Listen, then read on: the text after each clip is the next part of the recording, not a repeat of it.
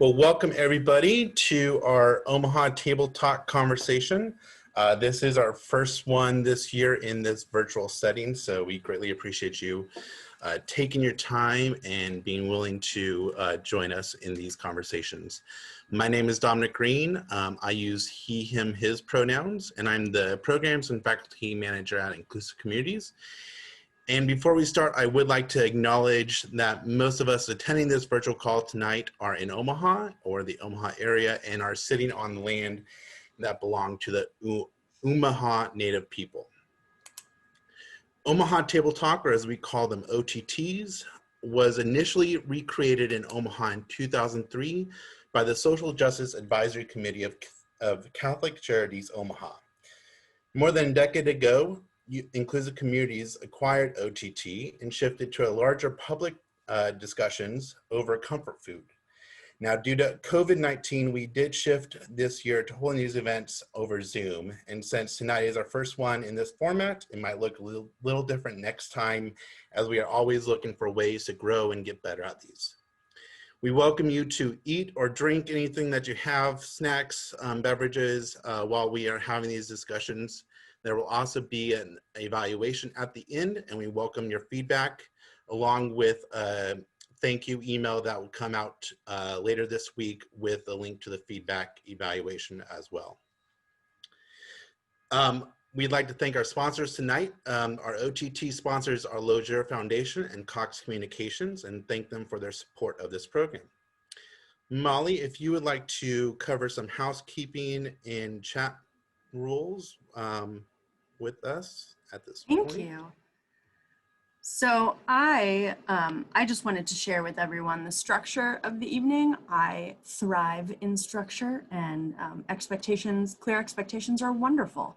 So here is in the chat, and if you don't have chat open, if you go to that little floating bar, and there might be a spot that says more with 3 dots and a place to open chat. Chat is where you can ask questions. I'll be monitoring the chat this evening. We'll have a panel discussion with 3 wonderful experts, and they're having a discussion. We might have time in there to open it up for questions, and if we do, we'll ask that you raise your hand, your virtual hand, and I can show you a way to do that. Oh, okay, the cat decided right now is the time to do that, sorry. And then we will break out into small groups, and we have some facilitators with us this evening that are Inclusive Communities volunteers, and I believe they have renamed themselves with the word facilitator in front of their name, so thank you for doing that, volunteers. We're so happy to have you here. We can't do this without you. And then we'll come back as a whole group and share out what we have discussed in our small groups. And then we'll wrap up. And like Dominic said, we're always looking for ways to grow and get better with our programming. So we'll have a link to an evaluation that we'll ask you to fill out so that the next one of these, which happens October 27th, can be even better. If you have a question for the moderator or the panelists or me or Dominic, go ahead and put it in the chat and I will try to get it to the right person. If you're having trouble with your Zoom in any way or have a question about your Zoom controls, send me a message in the chat and I will try to help out as much as I can. Oh, and my name is Molly Welsh. My pronouns are she, her, hers. I am the Operations and Projects Manager for Inclusive Communities. And again, thank you so much for coming to our first virtual Omaha Table Talk. I appreciate all of you for being here. Back to you, Dominic.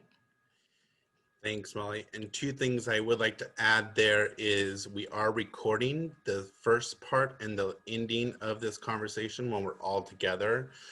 So if you would like to your face or your image to not be on the recording, you are welcome to mute your video. We just ask that when we go into our breakout conversations that will not be recorded, that you bring your video back up to your comfort level so that we can all see everybody as we're talking. Also, if you are utilizing our interpreter, ASL interpreter, Pam Duncan, and her resources, please put in a chat to Molly that you are utilizing her, and we will make sure that you're all in the same breakout room together. And with that, it is my pleasure to introduce to you our moderator for tonight's conversation, Nate Johnson. And Nate, feel free to start us off. Hello, everybody. My name is Nate. I use he, him, his programs, and I'm really excited to be here today with all of you. The first question we have for our panelists is, how has COVID-19 affected how voting looks like this year? And we can have anyone who feels like start with us. Cool. Well, I can get us started. I'm Brad Christian-Sallis. I use he, him, his pronouns. And I think the big way we've seen COVID-19 affect voting has been the increase in vote by mail and how many people are using the vote by mail system. Here in Nebraska, we've always had, or at least for a while now, we've had no excuse absentee voting, which means everyone could vote from home. But we've seen just such a growth in the number of people who are taking advantage of that opportunity. And I think a lot of people have been able to appreciate it and the convenience of being able to take time and really think through your choices and your how you're casting your vote. So that's one of the huge ways we've seen the election change.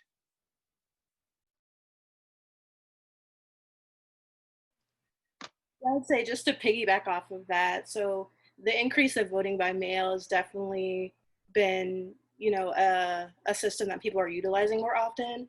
But I also think with the pandemic, kind of the side effect of that is kind of the intersectionality of everything that's going on right now. So when you have people in the community that are concerned with education and employment and other things, I think that that has kind of heightened not just the election itself, but the importance of voting advocacy and making sure that that's in the forefront as far as in people's mind that, hey, you know, voting is literally a tool that I can use to affect some of these issues that we're currently dealing with as it relates to the pandemic. So I think that that's kind of another perspective to take on why the pandemic is shifting the way that we're engaging in voting as a process. My name is Preston Love Jr., and I surely would like to say that it's an honor to be with you all.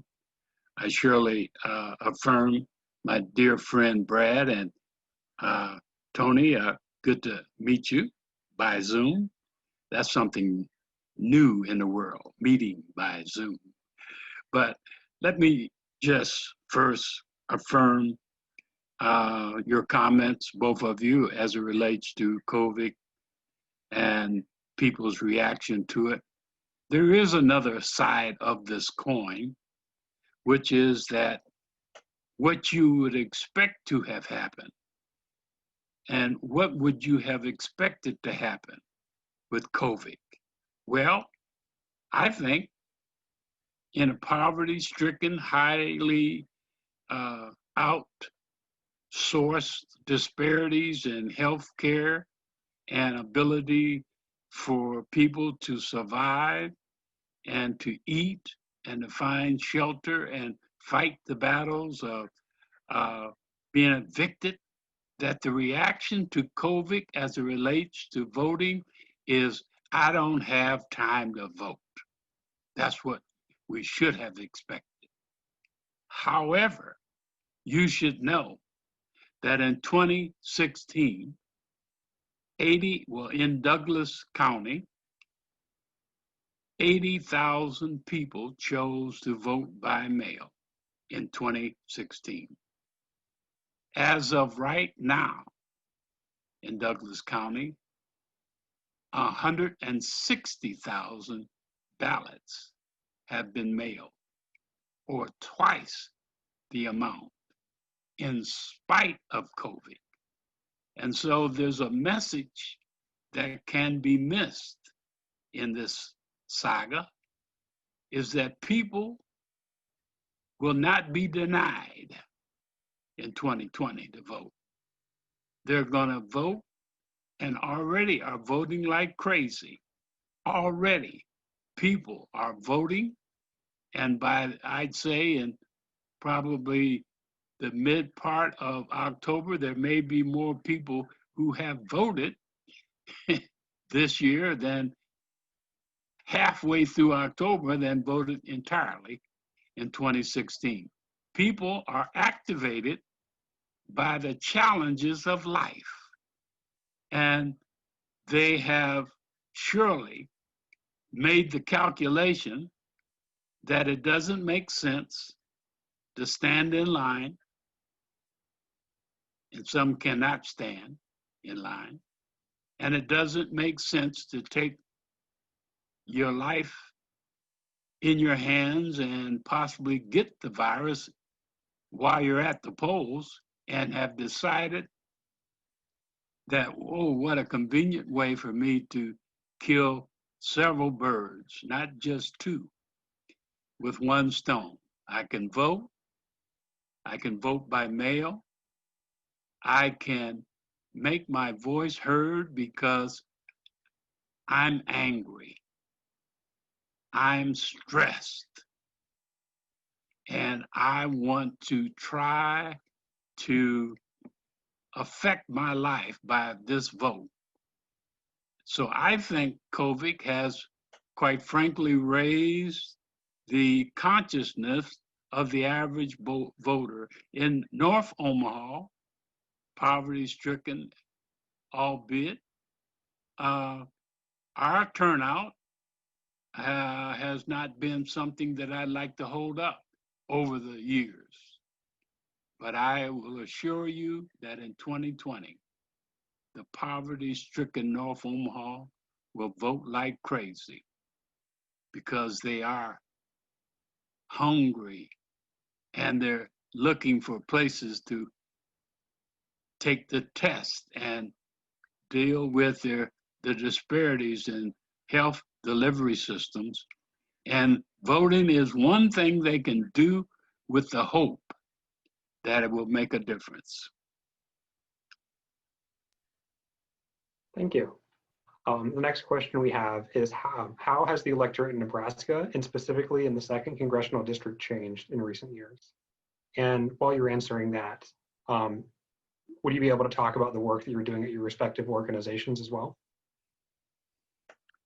Well, if I could, since they made me last, I'll go first this time. But I will defer to the higher intelligence coming on right after me. But let me just mention one of the differences. In 2008, to set the stage for my comment, I'm going to use North Omaha as my measure. The North Omaha community voted at 62% turnout. How does that sound to you? Well, 62% is pretty good. By the way, the rest of the county voted at 72. But for North Omaha, that was a great number in 2008.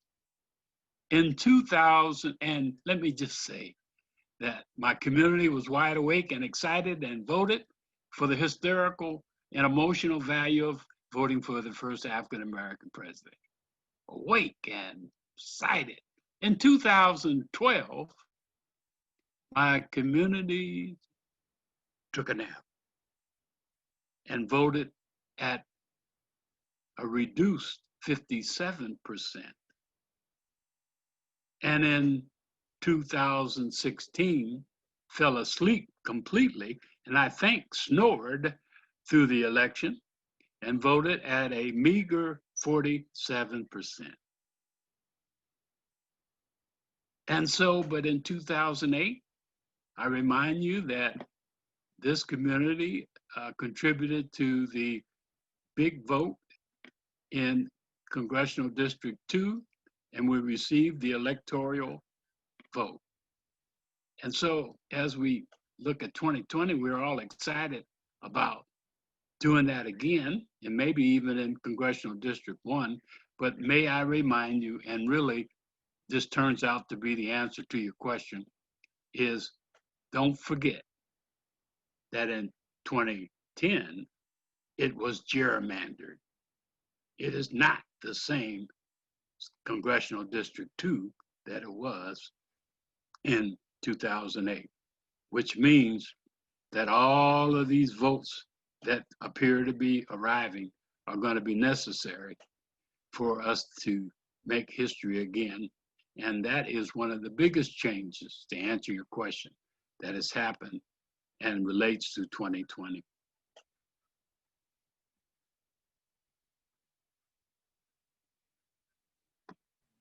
I guess we're going in reverse order. So I'll go next.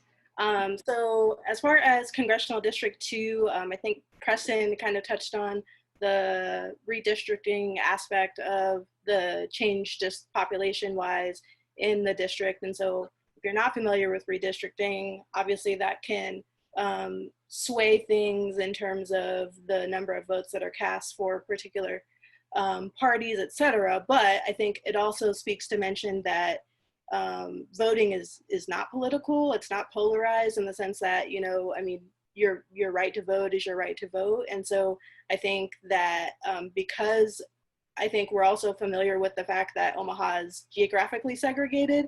And so we have communities like North Omaha and South Omaha and others that have high populations of minority communities. And so when something like redistricting happens, you can see how those communities are marginalized or affected more greatly than they would be had that not happened in terms of voting. So I think making sure that we are intentional in addressing that community's needs as it relates to voter education, as it relates to information on the voting process in general, I think is important when it comes to voting advocacy, because if you have a community that's already disenfranchised because of policy related things like redistricting, you have to be even more intentional about making sure that they know how to vote by mail, for example, and that it's not a cumbersome process. So I think that shift, that's just one aspect of, you know,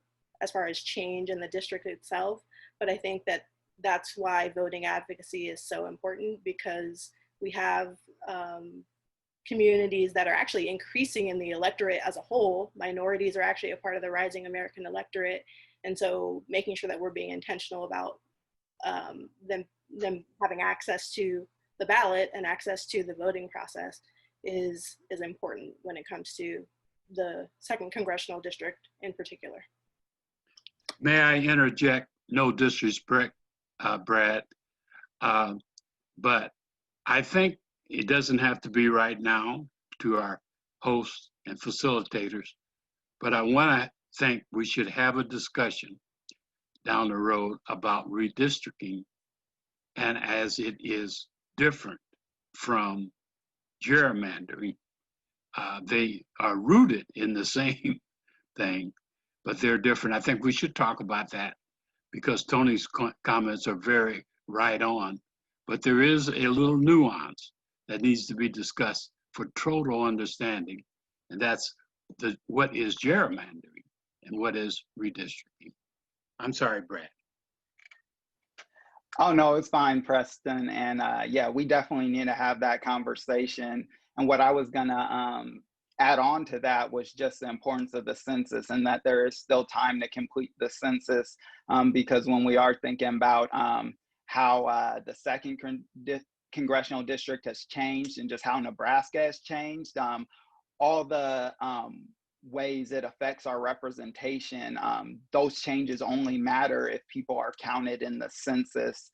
That's how we draw those new lines. That's how we get that federal funding to help the communities that most need it.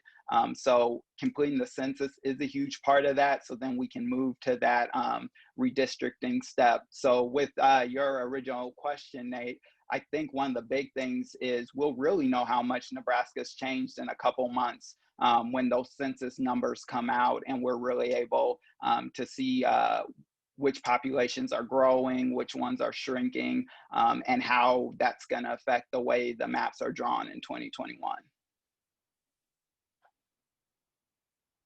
Thank you. So for the next question, which groups and constituencies are you paying special attention to this election? Would you repeat it? Yeah, what groups and constituencies are you paying attention to this election? I know a lot of our work has been focused on the rising American electorate and just young people in general as well. And one of the big things that we've really been trying to do is focus not on just registration, but really getting people out to vote. It's one of the things I talk to people a lot, because a lot of people want to volunteer and help out with voter registration. And a lot of times, especially like with college students, they're like, what can I do to get college students out and voting? Can I do a voter registration drive? And I'm like, yeah, you can do a voter registration drive, but lots of the college campuses here in Nebraska have, 89, 90% voter registration. So having people registered is something kind of everybody's been working on a lot for a long time. So that's kind of an issue that has been made so many gains, but where the gains really need to be made are on how are we motivating people to get out there and vote? What are we doing to show people why they should actually be invested and take the time to cast their vote and make their voice heard? So that would be kind of my answer to that. Should it be the beauty or the beast? Go ahead, Toni. I don't mind. Okay, so to add to that, so I don't think I said it in the beginning, but I am on the board for the League of Women Voters of Nebraska. I'm a co-director of voting rights, and so our main focus has been to focus on the rising American electorate, as Brad mentioned, in terms of young people and minority communities as well. But I think the other part of that is low propensity voters, which the terminology is important there. A lot of people use like low voter turnout. So low propensity voters, so those that obviously wouldn't normally participate in the process. And to the point that Brad made about, voter registration being kind of the first step in the whole process, that we actually have to get people out to vote.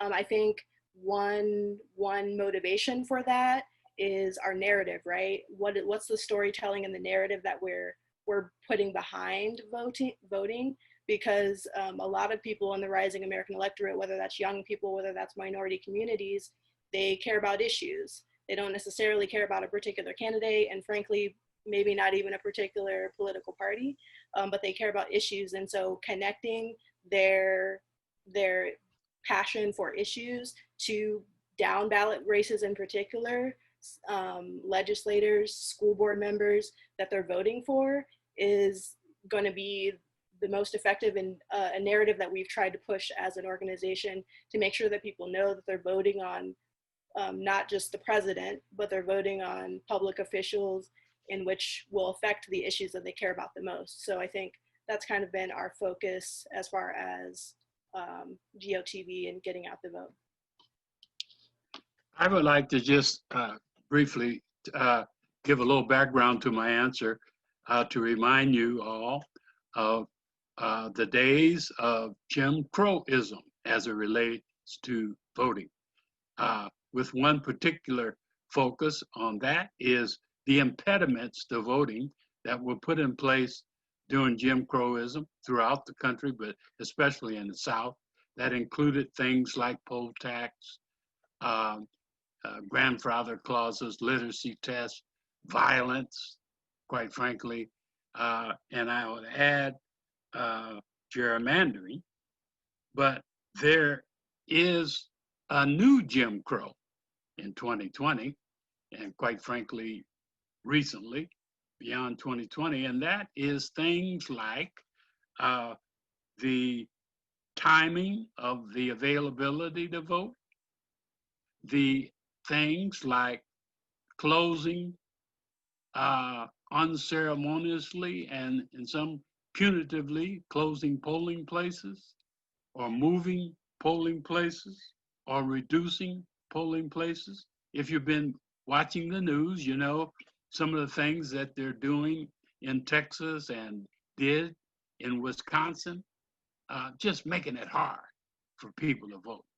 And so, and especially it affects the elderly and people of color. And so the question is, what am I doing? Well, right here in North Omaha, the Omaha Housing Authority has 7 towers where people live. They tend to be poor. They tend to maybe in some cases have mental challenges. They may be surely disabled in some way. So they have lots of impediments. All of those towers, hallelujah, had polling places in them. But guess what happened? They all were moved, primarily because of COVID, I think. So all of those people who used to be able to get on their elevator and come downstairs now have to figure out a way is where is the polling place, how I'm going to get there, and really have the motivation to do all of that. So where I'm concentrating is making voting easy for that crowd. It's about 1,200 people when you add them up. And so we initiated a program to put under every door in every one of the towers an envelope with a graphics on it saying you better vote or I'm going to punch you. No, I didn't say that. But for them to register if they hadn't registered, but for them to vote by mail. And then we picked them up and put them in the drop boxes, and every tower, we're just giving them a lot of attention. By the way, we did that in the primary, and those towers voted 2.5 times more than they'd ever voted in recent history. And part of it was the attention that we gave them as it relates to putting the forms and all of that. And so they didn't have to worry about leaving the building to go to vote. But the other was, and this is a lesson, is that we gave them attention. We hugged them and loved them and told them we wanted their vote and that they just were not chattel who were asked to vote. We talked to them respectfully, like people, and said we need to have you vote and try to relate it to their circumstances.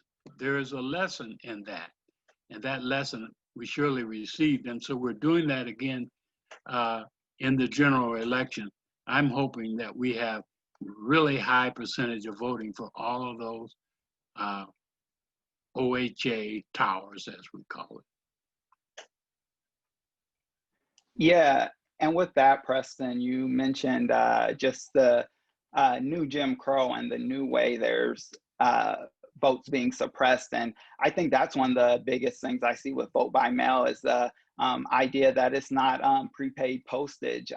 I have never bought a stamp for myself. I bought it when I worked on different campaigns because we needed to mail stuff out. But until I started working on those campaigns, I had never sent like an actual letter where I needed to know where to buy stamps. So as we talk about engaging a new electorate full of young people, we also need to think about the ways we're just going to make it easy and convenient for people to vote, whereas stamps may be convenient and easy for the older demographic that has used them more. If they have the extra money to buy stamps, it's not convenient for people who never really grew up in a world where you're using stamps very often, or you just don't have the money to buy a stamp.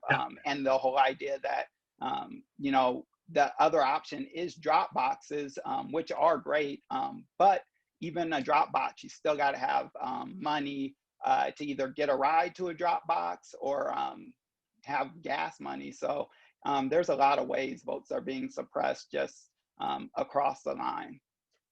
So, Toni, I'm sorry, just for a moment.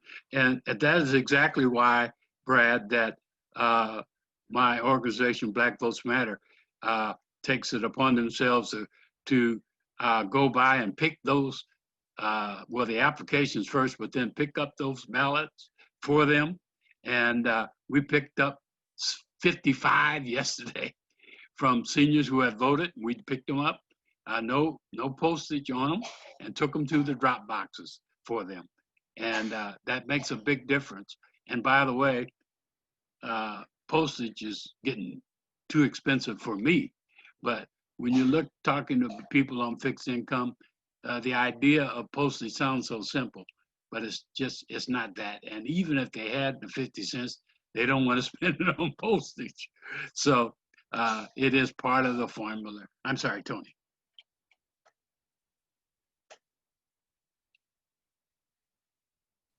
Are we on to our next question, or? I don't know if there were anything else that people wanted to say. We are skipping on to the last one because we only have about 3 minutes left in the discussion. So the question that we have for all of you is, how can our attendees best engage those around them in voting and being engaged in being involved in this election?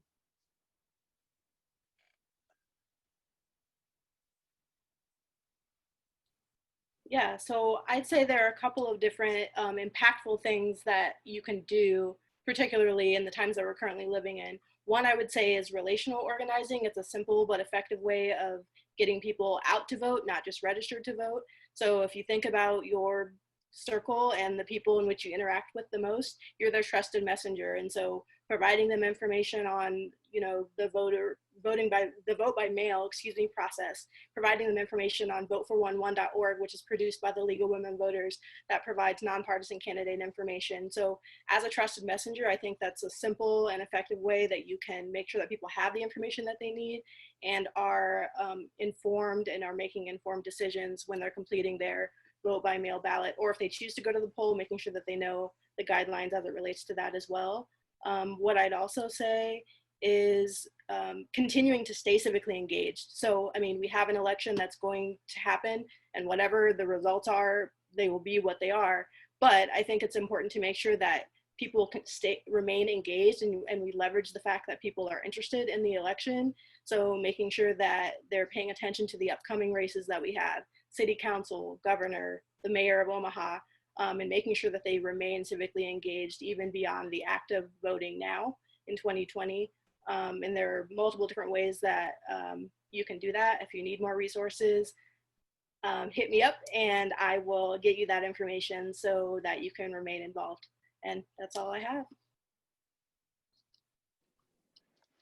Yeah, I would echo what Toni said, and definitely just doing that relational organizing, reaching out to your friends and family members and really helping them create that plan to vote so that they are prepared and kind of know what steps they need to take, what deadlines they need to be watching out for. The other thing I would say, if you want to get involved and help people out in this election, is to volunteer for Civic Nebraska's election protection program. Every year we send out poll observers to serve as like a nonpartisan resource to voters, to help them with any questions if they come to the wrong polling place, help get them to the right place, and just to make sure our elections are running smooth and everything is going right and no one's being turned away and denied their right to vote. So if you do want to volunteer and help out with that program, we have a sign up link. If you go to bit.ly/EPPVOLNE, you can volunteer and we'd appreciate the help. In 2018, we had about 120 people go out across the state to really help protect our elections. And not only do we make sure we help voters on that day, but we're able to take that information and see what trends are affecting voters, what's good and bad for voters, and then we're able to try and work on the legislation that will make a difference. So if you want to get involved, that's a great way to do it. And then very quickly, I surely affirm both comments. Toni, I saw that you put the link up to this document here, which is the League of Women Voters Guide, and it is excellent and highly recommend that it's a tool and that people volunteer with the table and many others. I've traditionally feel that our biggest challenge in poverty-stricken communities is beside the actual voting, but is the challenge for us to educate the voters in all the ways of the processes, the candidates, the issues. Very, very difficult process to educate voters, because in poverty-stricken communities, their attention span on these things is not there because they're trying to survive. And so to teach them all of the aspects of voting and the candidates and the issues is difficult, and one of them. But I would add to this year's challenge, not so much for the voters directly, but this idea of voter protection.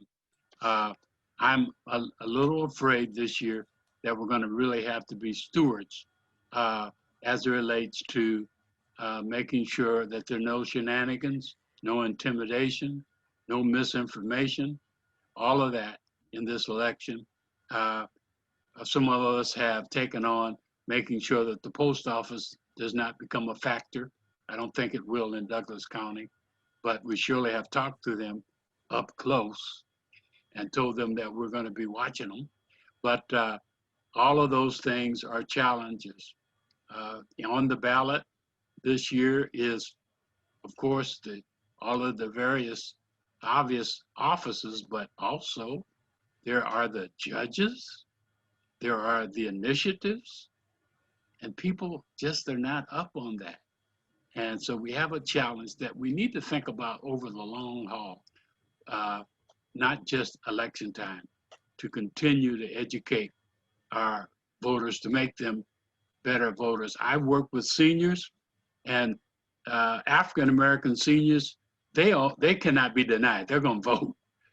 But the truth of the matter is they're not always up on the ballot issues. And I always feel like I'm not doing enough because they're not. Well, thank you, Nate, Brad, Preston, and Toni. They are going to stick around and be with us at the end here. But at this point, we are going to move into our breakout rooms. For those of you who have not participated in breakout rooms on Zoom yet before, let me just let you know that you'll be automatically taken into a separate room screen. It will ask you that, it will say that a message will pop up on your computer saying that you are being invited to join breakout room number 4, for instance. And you just click join on that button, and it will automatically take you into that room, and we'll be in these rooms for about 25 minutes. And then it will automatically bring you back out into the main room at the end. Each room will have a facilitator that will facilitate these conversations amongst yourselves, and hopefully start some important questions and conversations amongst your community members. As we break out, we do like to just remind people of some of our norms that we like to encourage. One diva, one mic, meaning please don't interrupt each other and let everybody speak at the time. No side chatter. Vegas rules, meaning what stays here. What you say here, it is maintained in a confidentiality. You might say something in this space because you feel safe in this space, but you wouldn't want other people to share that out. But please do share out what you learned from this space as far as an educational advocacy resource. Make space, take space. Please encourage, just to encourage each other to share their opinions and their points of views. Don't hog all the time. Another one that we like to say is I statements. So we encourage you to speak from your own personal point of view and your own perspective and not speak for others. And then just be respectful. So at this point, Molly's already created the breakout room spaces and we'll send you in. We'll see you in about 20 minutes or so. And we're back. All right, everybody, thank you and welcome back to our main room. I am Preston has to take off for another event. So I'm going to let him share with you all his suggestions of action items, and then we will move into our normal group discussion and share out. So Preston, what are some action items that you'd like to share with this group? Well, the first thing I want to say is I surely have enjoyed, albeit fairly short time with you. And it's an honor to have participated with you. I want to quickly say that first time I voted was in 1960. I'll let that settle in. And I voted for the Kennedys at that time. And then I voted again for the Clintons years later. And then in 2008, I voted for Obama. And I'm telling you all of that to say that 2020, in spite of all of what I just said, is the most important election in my lifetime. And I assure you, it is the most important election in your lifetime, whether you have assessed it or not.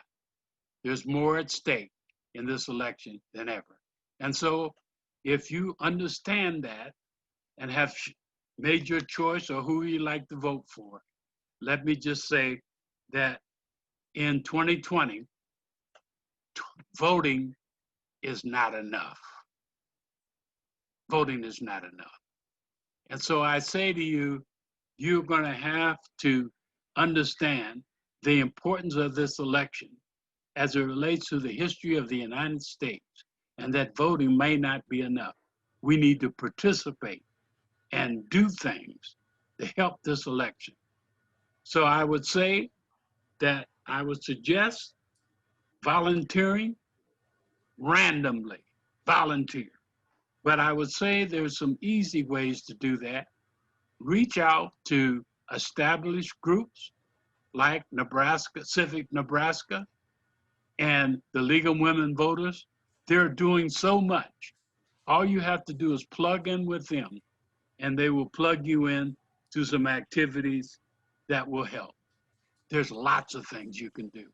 They include maybe making phone calls, maybe even, for those of you who don't have gray hair, to text, and and other things that you can do, assisting with social media. But I say the other thing you could do is you can become a host of 2 people or 3 or maybe 4 or 5 people. You can host them and talk about the issues, try to answer their questions, educate them, and then motivate them to vote. You can host in your neighborhood, host in your social club, whatever. That's another way that you can make a difference, an action item. And so I would say that maybe time is short, and that is that you make a commitment to yourself, maybe right now in front of witnesses, that you will do something in addition to voting, and that you will reach out and figure out a way to do something to help others vote or to make a difference in their thinking process to vote. We must, because this is the most important election in your lifetime and maybe in the survival of our country. Thank you, Preston, so much for your time tonight and your words and that last thought. So thank you very much. So now we are going to move into sharing out, our sharing out phase. So I'll just ask each of the facilitators of the different rooms to share out that minute or 2 minute feedback and maybe your own action items that you all discussed as a group. So if we could start with facilitator 1 or whoever in your group you chose to be that representative. Sorry, thank you, Molly. Group 1. I think that was that us, Katie? That was, yep, Katie was the facilitator in group 1. So Angela, Janine, Mariana, Clyde, and Suzanne were all in that room. Okay. We shared, I guess, some big takeaways was that it was really a lot of people shared how powerful it was to vote around younger people in their life. So maybe younger children or grandchildren, and how it was really powerful to have, as they grow up, to see you vote and then getting to vote with them in an election together, which is really cool. And how voting is generational. And then we also talked about the pros of voting by mail, like being able to be more informed on your ballot and feeling like your vote is more, more informed and having a better understanding of everything going on, and being in your comfortable space to be able to do the research you need to do and get your vote in. I think those are like the main takeaways. I'm trying to think if there's anything else, but. Cool. Yeah. Mm-hmm. How about group 2? Room 2. That was Becky, Denise, Christy, Lizzie, and Stephen.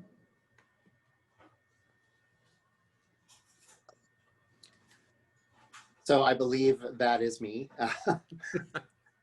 So our group was awesome because we had quite a diverse group of people there, from someone who is an advocate who is not of voting age yet, but who is the most passionate person I've heard in a while talk about voting, to those of us that have been voting for several years. And I think we all have a fire inside of us about voting and about getting others to vote and inspiring other people to see voting as critically important. A lot of our conversation was about how voting it goes beyond the current election, and that you do need to pay attention to what's happening locally around you as well, so that you understand local issues and that you participate in voting beyond the national elections that happen. So the local elections and the midterms are as important as the voting that we are about to do in less than a month.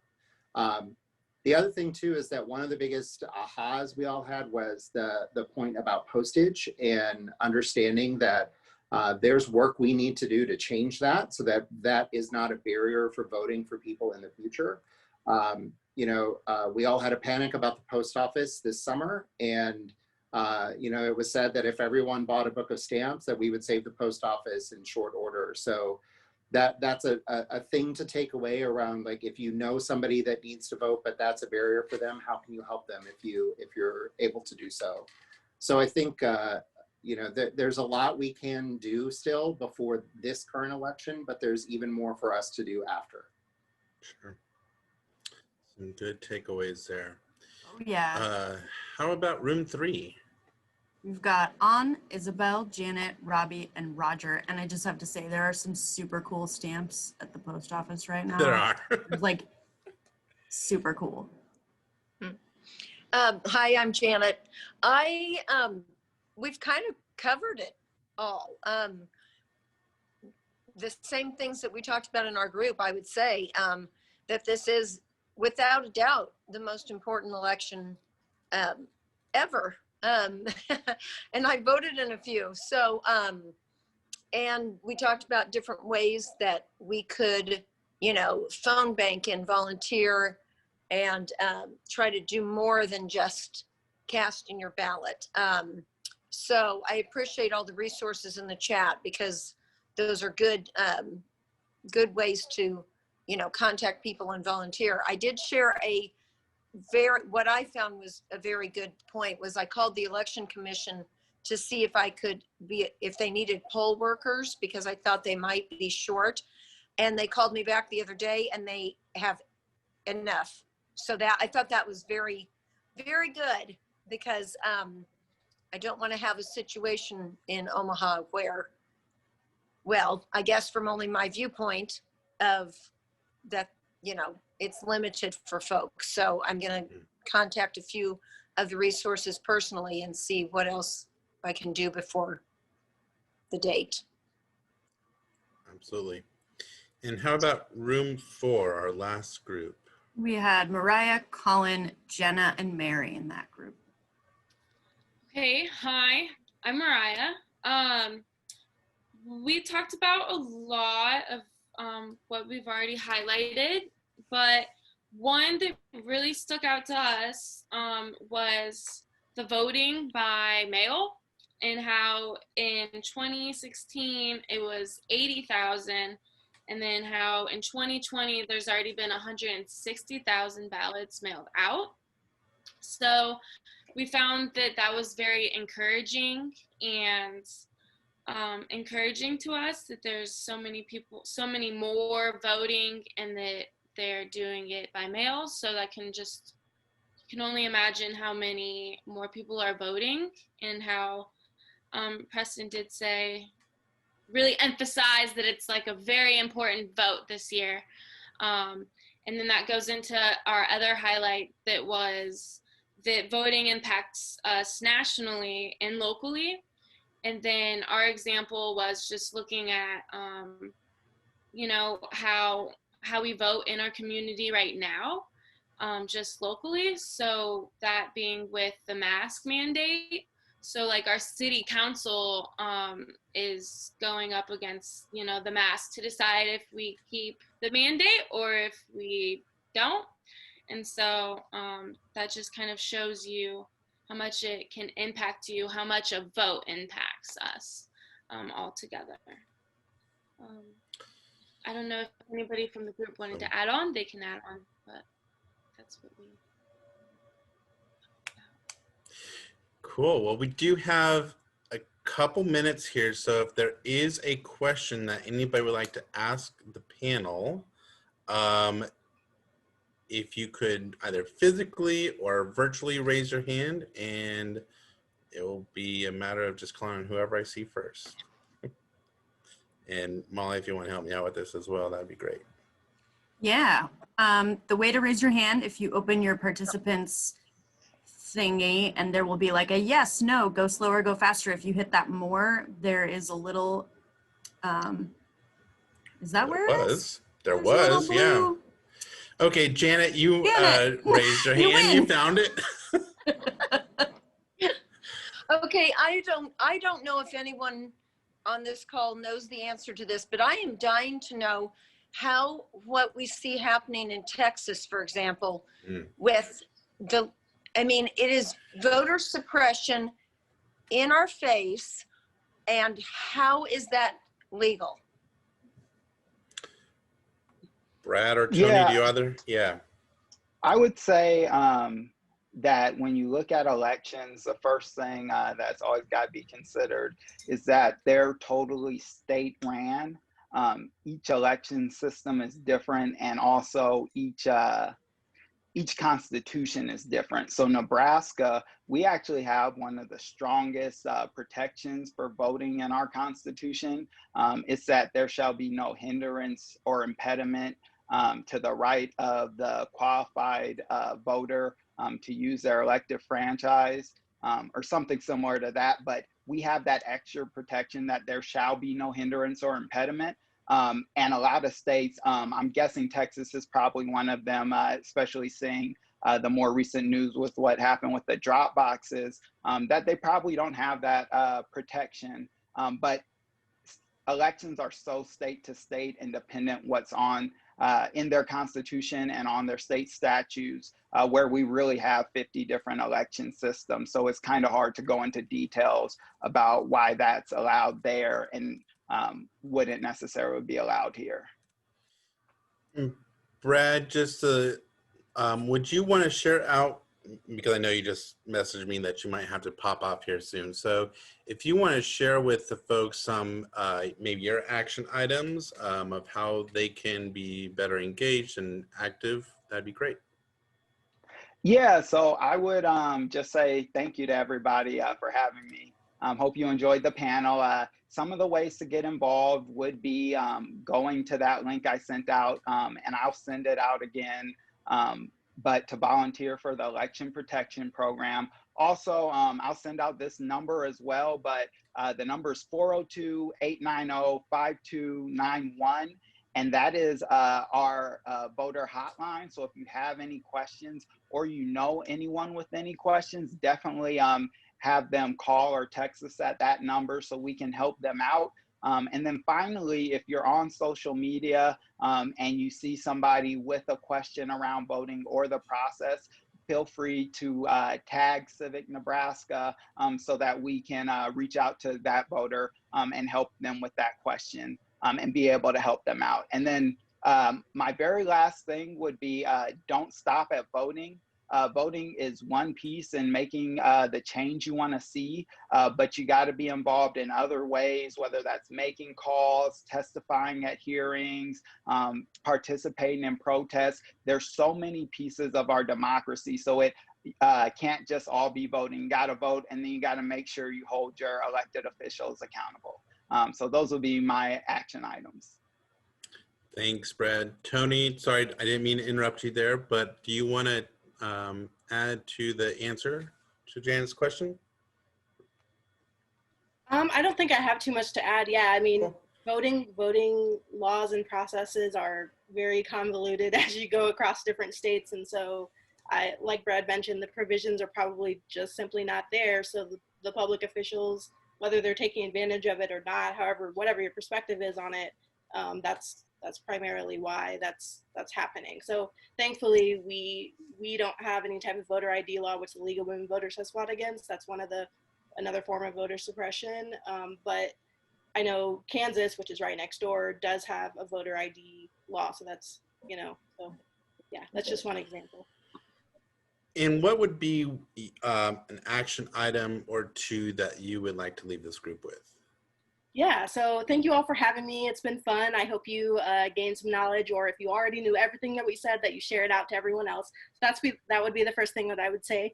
And then I would say, yeah, I mentioned relational organizing earlier, super effective tool. And then I would encourage you to check your voter registration and make sure that people are checking their voter registration and that their ballot is received. There's a website that I can pop in the chat. So I would encourage you to make sure that that you're actually registered to vote. If you've moved, you'll need to change your registration, etc. So that's something that happens. People go to polling places and they're not actually registered or on the rolls, and then they have to vote provisionally. So that's one thing that I would say, make sure that you're checking that. And then I mentioned Vote 411 earlier. Make sure that people are aware of that. I put in our website for the League of Women Voters of Nebraska that is nonpartisan information so that they can vote informed, because representation matters probably even more so in the current times that we're living in. And if you don't see a candidate listed there, reach out to them and say, hey, why are you not participating and, informing our electorate? I mean, obviously the more information that we have available for voters to be informed, the better. So those are the takeaways that I would have.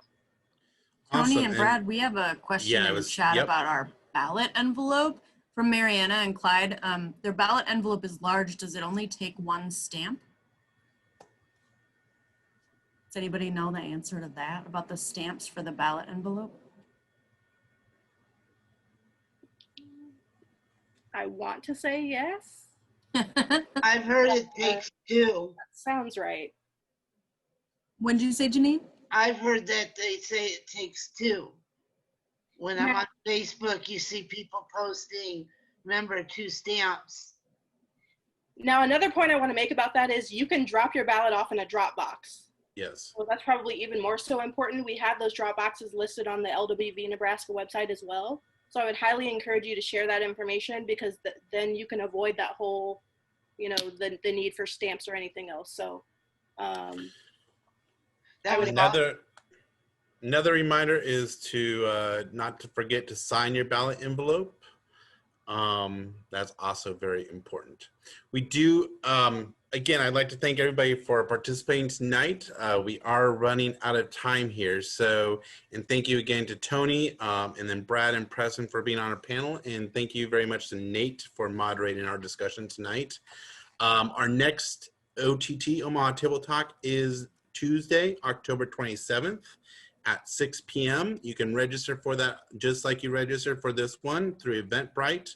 And there is information about that on our Facebook page as well. The topic for that night's discussion is going to be on public health and race. Yes, go for it. Go ahead. No, you're great. I was going to ask you to drop the link in the chat. We mentioned this at the beginning, but we have so many more of these coming up, and this is our first Zoom one, and you all Who here has been to an OTT before? Can you just raise your actual hand so I can see you? Okay, y'all, thank you for coming to this Zoom one. We want to know how we can make this better for October 27th. So we're going to put this evaluation link in the chat for you. If you can take the last minute or so of the panel. Oh, thanks, Christy. Oh, use Dominic's.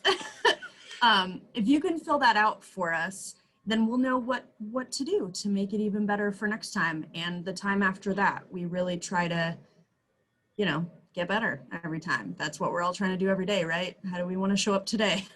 So thank you for that, Dominic. And we'll send out an email. I'll probably send it out at the end of the day tomorrow, just thanking you for coming, giving you a link to this recording so you can share it out, giving you a link to that data sheet that we emailed a couple days ago that I was playing at the beginning of the event. And as many of these websites as I can get out to you. So back to you, Dominic. Yeah, so yeah, I was just gonna say thank you so much. Thanks, Molly, for helping out with this, and Christy, and the rest of the IC team. And thank you to our facilitators for being here tonight. And again, thank you so much to the panel and everybody else for showing up. So that's about it. So have a great rest of your night, and we'll see you next time.